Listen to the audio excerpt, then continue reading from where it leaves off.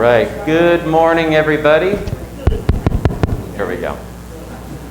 My apologies to anybody listening to a recording. That is last few years out. Good morning and welcome to everybody. Glad to be together. We are finishing up Joshua chapter 10. And things will be moving along pretty quickly from here. You'll see once we get into Joshua 11, how the story of the conquest just zooms through. What we can only assume is years and years of material, because suddenly, very soon, we're going to find that Joshua is an old man. And we're going to wait a minute, when did that happen? It's going to happen between now and sometime in the next couple of chapters. Just to catch us up to speed where we've been, Israel has just fought against a coalition of Amorite kings on the southern end of the Promised Land.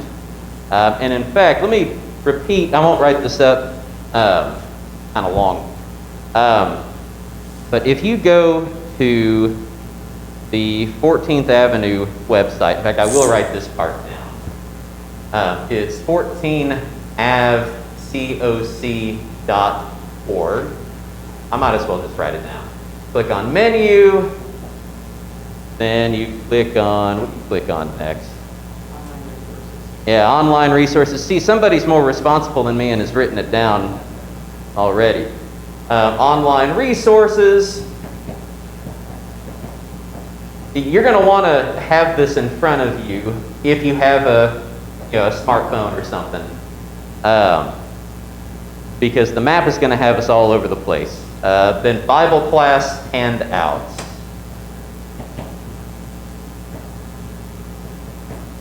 This will take you to a page where we've got digital copies of an outline of the book and some maps. This morning, we are going to be looking at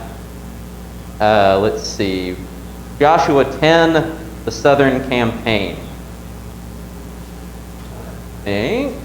Yes, that's what we're going to be looking at this morning. So that'll give you a sense of where we are at. All right, so you remember Israel has made this covenant with Gibeon. These 5 Amorite kings say, all right, let's go knock out those traitors, the Gibeonites. So Gibeon calls on Israel for help. Israel helps them, defeats this coalition of 5 kings. And the last thing we had read in chapter 10 is that these 5 kings are brought out and put to death under the foot of Joshua. So the rest of the chapter is basically going to be cleanup action. So let's start in verse 28. Joshua 10, verse 28. As for Makkedah, Joshua captured it on that day and struck it and its king with the edge of the sword. So this is where the cave is at, where those kings had been hiding. He devoted to destruction every person in it. He left nothing remaining, and he did to the king of Makkedah just as he had done to the king of Jericho. Then Joshua and all Israel with him passed on from Makkedah to Libnah and fought against Libnah. And the Lord gave it also and its king into the hand of Israel. He struck it with the edge of the sword and every person in it. He left nothing remaining in it, and he did to its king as he had done to the king of Jericho. All right, as we read along, you're going to detect a pattern very quickly. Then Joshua and all Israel with him passed on from Libnah to Lachish and laid siege against it and fought against it. And the Lord gave Lachish into the hand of Israel, and he captured it on the 2nd day and struck it with the edge of the sword and every person in it as he had done to Libnah. Then Horam, king of Gezer, came up to help Lachish, and Joshua struck him and his people until he left none remaining. Then Joshua and all Israel with him passed on from Lachish to Eglon, and they laid siege to it and fought against it. And they captured it on that day and struck it with the edge of the sword. And he devoted every person in it to destruction that day as he had done to Lachish. Then Joshua and all Israel with him went up from Eglon to Hebron, and they fought against it and captured it and struck it with the edge of the sword, and its king and its towns and every person in it.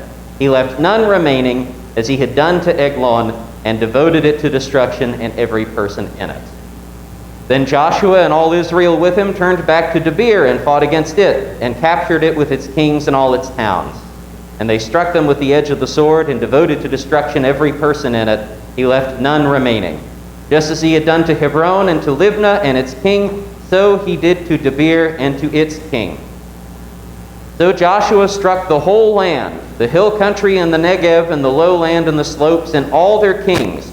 He left none remaining, but devoted to destruction all that breathed, just as the Lord God of Israel commanded. And Joshua struck them from Kadesh Barnea as far as Gaza, and all the country of Goshen as far as Gibeon. And Joshua captured all these kings and their land at one time, because the Lord God of Israel fought for Israel. Then Joshua returned, and all Israel with him, to the camp at Gilgal. All right, so if you're following along with that map, you can kind of see the where things are traced through along there. This is all in the southern Promised Land, south of Jerusalem. Now, you can see right away that the story has really, really picked up, because up to this point in Joshua, again, like 10.5 or 9.5 chapters in the book of Joshua, how many cities had Israel captured up to this point?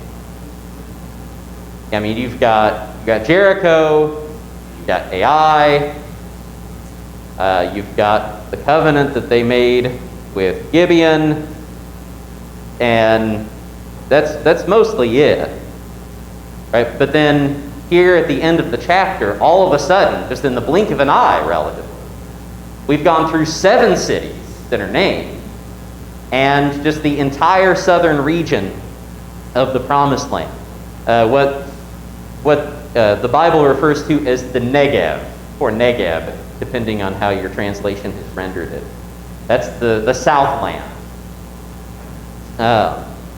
So Joshua has gone on tour. And what the text is emphasizing to us is Israel's complete obedience. Right? And usually whenever we get a text that is repetitive like this, I mean, you guys picked up on the pattern of this text right away. Right?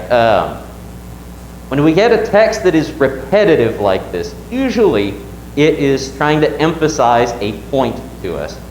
What are some common elements that we saw in the conquest of each of these cities? Utterly destroyed. In fact, we see a whole lot of that word herem that we've been talking about, dedicated to destruction or devoted to destruction. So we see descriptions like that, or they were all put to the edge of the sword. All right, in every passage, who's being obedient? Is it just Joshua? Every passage emphasizes to us Joshua and all Israel with him. And we read that like 7 times over the course of this passage.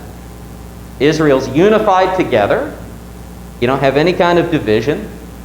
They're all following Joshua, and they are all doing precisely as they were told to do. In fact, that's the emphasis at the end of the reading.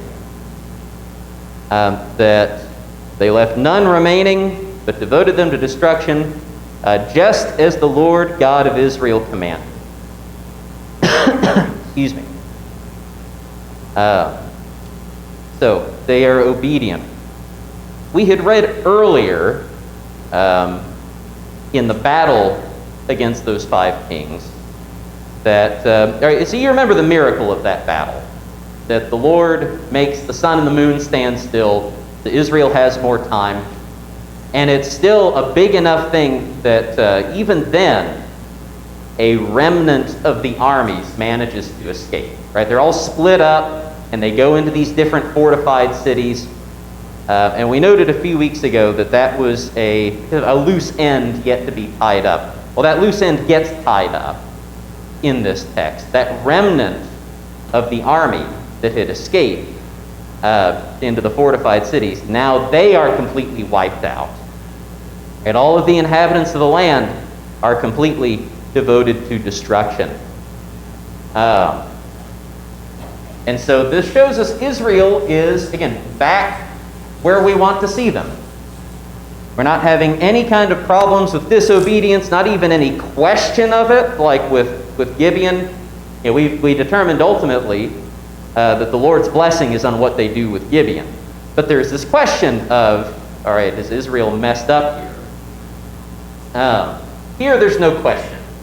All right, let's look at the cities that they captured. All right, and these are marked out on the map as well. It starts in Makeda, and then moves from there to Libnah. I think Lachish is next. Yes, Lachish. Gezer is mentioned. So we'll talk about Gezer more in just a second. Let's see. Eglon. Hebron, and Debir. All right, 7 cities. Now, we run up against the number 7 somewhat regularly in reading the Old Testament. What does 7 typically signify? Yeah, completeness. Right, so part of what's being emphasized here is the totality of what Joshua and Israel are doing to the Amorites in southern Palestine. Wayne? Normally speaking, I'm going back to my college days. It's a number of completeness, but it's a number of 3, a number for God, 4, the number for earth. It's a number of God's will completed on earth. Yeah. In other words, that's exactly what happened here, is they carried out God's command. Right, God's will done. And so 3 plus 4 equals 7. 7 is the number. Yeah, I think that's a useful mnemonic for thinking about this. So this shows the completeness of what is going on. The list centers on Gezer. Let's look at Gezer for just a second.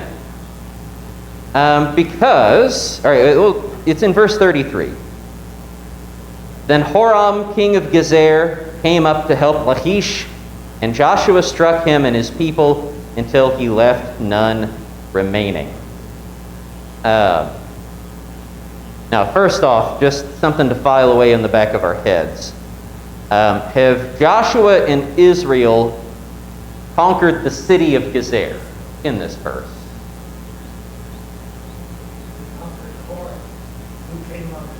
Okay, they fought against Horam and his people. Where does the verse tell us that they fought?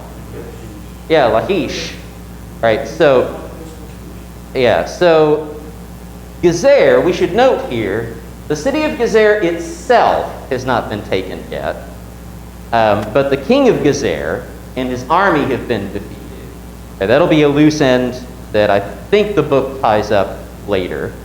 But part of the reason why I think this part of the text focuses on Gezer, it puts it at the center of the list, is that there's something ironic going on. All right, think about this for a second. Why did Israel fight against the coalition of the Amorite kings at the beginning of the chapter? What was the crisis that led Israel to go and fight?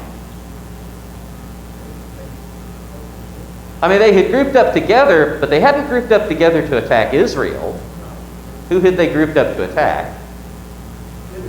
Gibeon. So how does Israel get involved?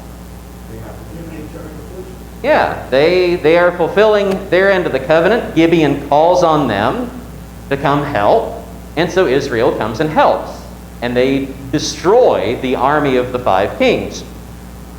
All right, because God is with them. That's the emphasis of the text, that the Lord God of Israel fought for Israel. We've read that now at least a couple of times in this chapter. Now we get some ironic ribbing going on in the chapter, because now the same thing is happening between Lachish and Gezer. Why does the king of Gezer go into battle against Israel? Because Lachish has called for help. Right? Gezer is in the same position that Israel was in at the beginning of the chapter, except what happens to Gezer? They're smashed. They're destroyed. Because they're not Israel. Right? They can't stand against Israel because they can't stand against the God of Israel. Excuse me. So Israel helps Gibeon and succeeds. Gezer helps Lachish or tries to help Lachish and gets destroyed. At least their armies do. All right. Any questions or comments up to this point? A couple more observations we need to make before we move on to chapter 11. Solomon? When they say, like, they utterly destroyed them, I heard somewhere that sometimes that doesn't necessarily mean that they actually utterly destroyed them. Yeah, yeah. He was, like, alive after that. Yeah. We've seen a little bit of that already up to this point in the chapter. Like if we, let's see, to find the exact verses here.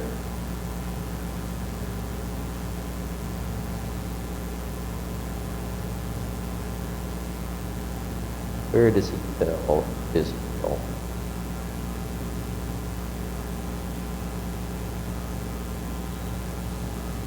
Okay, here we go. All right, so remember earlier in the chapter when the 5 kings flee and hide themselves in the cave at Makkedah. Right, that happens in verse 16.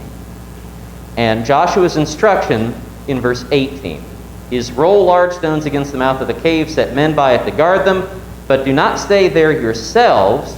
Pursue your enemies, attack their rear guard.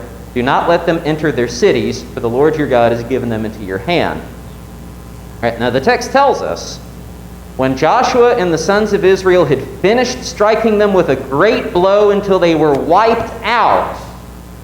All right, so already at the beginning of the sentence, it's queued up to us like 3 times. All right, this is a complete work. These guys are dead. They're wiped out. None of them are left alive, except for the ones that are left alive. And that's the very next statement in the verse.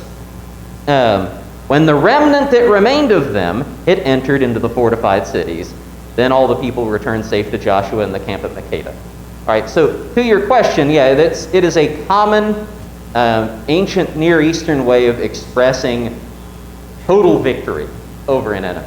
In fact, we even have some inscriptions, I forget from where. I was just reading about this yesterday, incidentally.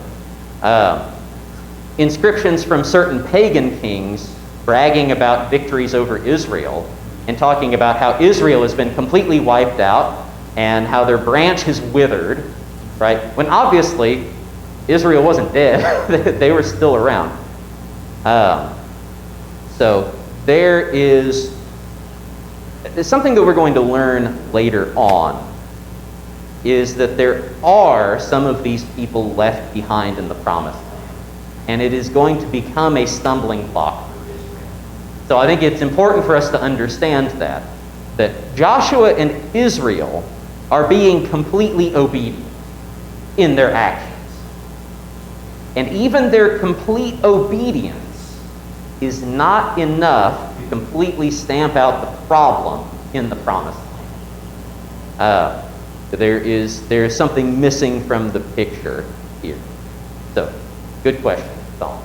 Ken? Down there in verse 23, it talks about the 5 kings and the kings that are there, Lachish and Eglon. Yeah. And those kings were killed. They were the ones that were in the cave, and then they were the ones that were killed at that time. Yeah. Okay, now then back over in verse 37. Right, we find more kings being killed. It's the same king of Eglon. Do they have more than one king, or once they had one, did they get one real quick back, or what? There probably would have been an almost immediate succession. And in fact, it was fairly common in a lot of ancient Near Eastern cities to have essentially 2 kings at once because of the way that succession was handled. you would have, the father, who is, really the king of that place. And usually his son, whenever his son would become, at least the inheriting son, upon reaching adulthood, would start to step into some of his royal responsibilities. And so would basically become co-regent. So probably what's going on here, and in fact, that's why they did that. Because how easy was it to die in the ancient years? It was super easy. And so if you suddenly found yourself with your king dead, right, you want to have somebody ready to step in immediately. So probably what we're looking at here is, we see these kings killed at the cave of Makeda, and then we are probably seeing their sons killed in the conquest passage that we just read. So, good question. Because, it does say, wait, how many kings are we killing? Okay, excellent. Wayne? To solve this question, we have the same kind of way of expressing ourselves today. If you will military action, and if you will, I'm using this as an analogy, boxing. Where in the ring, you totally, completely destroyed this guy. He's not unconscious out on the mat. He can't fight back anymore. He's still alive. Right. But he's so wiped out, you don't have to worry about him anymore. Right. So that's kind of what happens in military is you totally destroy their ability to strike back or fight in any way, shape, or fashion. You wipe them out. There's nothing left of them. So that's the same kind of expression. Yep. All right, now, to finish up this passage, and to finish up our total consideration of chapter 10 and the battle and the follow-up campaign, I want us to go back to something that actually Anne, in her question, kind of suggested this to us a little bit. Because we read about some of the kings of these cities, being among the kings of the cave of Makeda, and being slain at that cave. We need to remember which cities were originally part of this Amorite coalition to attack Gibeon. Because we're going to find something interesting when we compare these lists. Go back to the beginning of chapter 10. Let's see. Verse 3. All right, so it is Adoni-Zedek, king of Jerusalem, who has heard about what's been going on and who begins building this coalition. All right, so we've got Jerusalem. And he calls on Hoham, king of Hebron. He also calls on the king of Yarmut.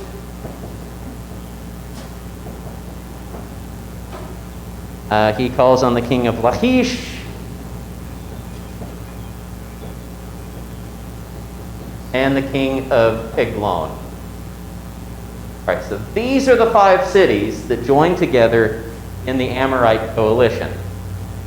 Now, when the battle is over, and afterwards Joshua and Israel go on campaign and conquer the entire southern region of Palestine, how many of these cities do they actually conquer? They conquer, we see Lachish on the list, we have Eglon on the list, we have Hebron on the list, but we don't see Jerusalem or Yarmouth.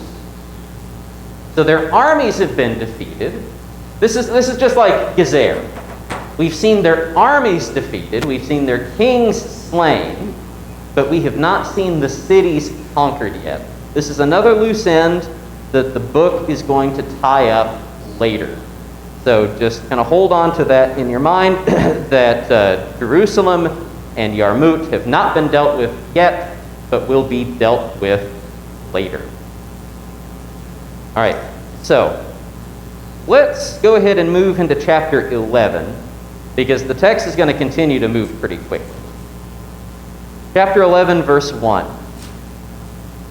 When Yavin, king of Hazor, heard of this, he sent to Jobab, king of Madon, and to the king of Shimron, and to the king of Achshap. I tell you what, that one gets tied up in my mouth. Achshap. And to the kings who were in the northern hill country, and in the Arabah south of Kinnerot, and in the lowland, and in Naphath Dor on the west, to the Canaanites in the east and the west, the Amorites, the Hittites, the Perizzites, and the Jebusites in the hill country, and the Hivites under Hermon in the land of Mizpah. And they came out with all their troops, a great horde, in number like the sand that is on the seashore, with very many horses and chariots. And all these kings joined their forces and came and encamped together at the waters of Merom to fight against Israel. All right, so what we are seeing in chapter 11 here is very much like what we saw in chapter 10. We've got another coalition getting together. Except this one, and in fact, if you've still got your phone open, you'll want to switch over to Joshua 11, the northern campaign. There's another map there. These are all cities and regions at the northern end of Palestine. Excuse me. This begins similarly to the last one.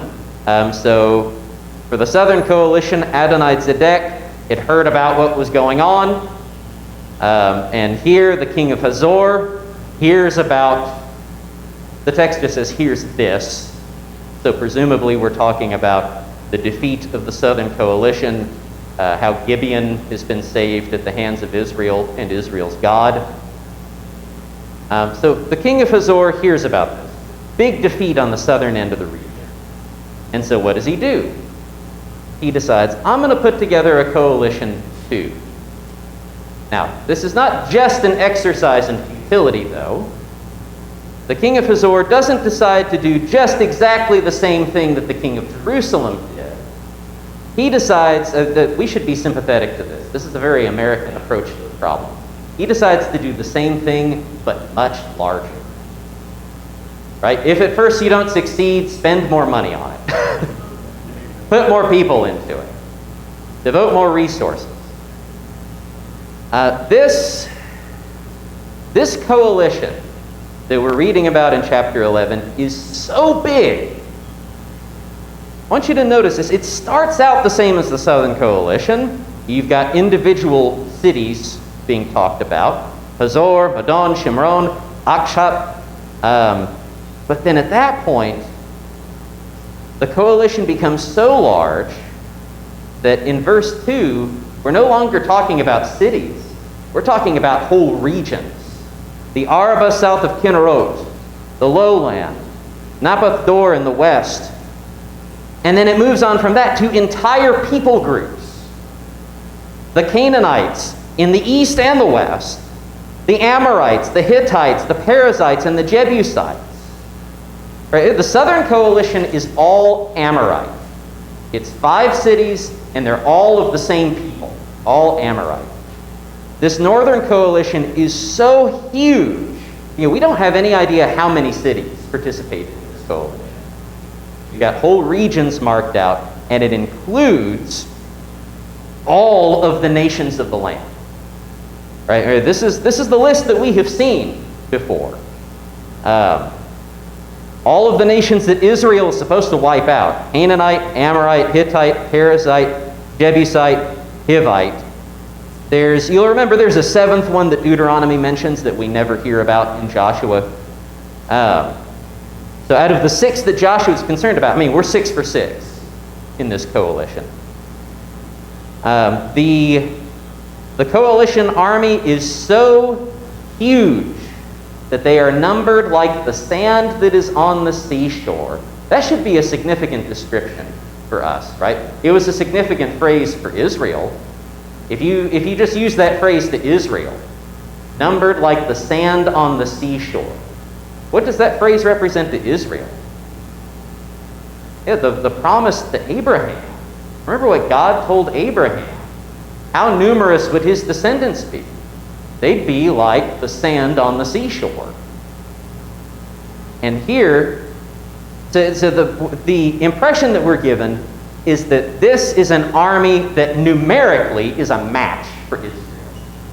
Right? If you've been reading Joshua up to this point and been thinking to yourself, again, if a skeptic were reading through this and saying, well, you know what? Sure, this book has been telling us that it's God who's fighting for Israel, but have you seen Israel? Have you seen the numbers reported for Israel? They are way bigger than any of these other nations. That coalition of the 5 kings in the southern half, they were nothing. Right? Israel outnumbered them 1,000,000,000. This is all just numerical supremacy. At this point, that gets put to rest. Whatever happens from here is not numerical supremacy, because this northern coalition has a number that matches Israel. And then they have something else, something that Israel doesn't have, something that in the ancient world would have given any army so much of an edge that you'd never bet against them.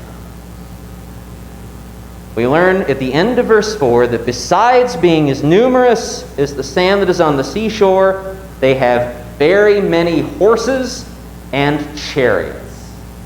Right? In the ancient world, this is game over. Ancient warfare was, this is basically like, you talk about like World War I and the introduction of the tank. Right? The chariots were that big a deal in antiquity. Right? If you had you had a modern army where, one side is all, infantry, all riflemen, and the other side has infantry plus tanks, right? The side with tanks is going to win, every day and twice on Sunday. In the ancient world, you have 2 armies, but only one of them has horses and chariots. You bet on the one that has horses and chariots. Chariots in particular were so devastating that a single chariot, one chariot, could easily turn the tide of the battle. Okay, we've got letters preserved from, I forget who it was sent to Egypt. Egypt, at the height of their power, had a lot of vassal states, particularly around Palestine. We've got correspondence preserved from one of them begging Pharaoh, I'm looking at this battle, right, and you are our leader. It's your job to help us. All I'm asking you for is one chariot. If you can send us one chariot, that's all that we need. Right? And what we find historically is that if you engage your enemy in battle on a relatively smooth plain, which there were enough of those in this region, a chariot just has free rein. You are not gonna, if you're on foot, you're not gonna deal with the chariot. The chariot's gonna deal with you. All right, it's very easy for us to overlook reading this, but this is the kind of description that to the ancient ear would have struck terror. Now we have an army that, this is an existential threat to all Israel, right here. So, it's not just that the king of Hazor has come together and decided to do the same thing as everybody before him. He has decided now to finally bring enough force to bear that he should be able to deal conclusively with this problem. So, what happens? You'll have to find out next week. We're out of time. Solomon, wrong Bible name. Is that why in Ezekiel, when he sees the vision of God, he's on like a chariot? Yeah, it's a symbol of devastating absolute power. Yeah, good question. All right, thank you so much for your kind attention and your questions and comments this morning. So let's go ahead and head out and get some fresh air.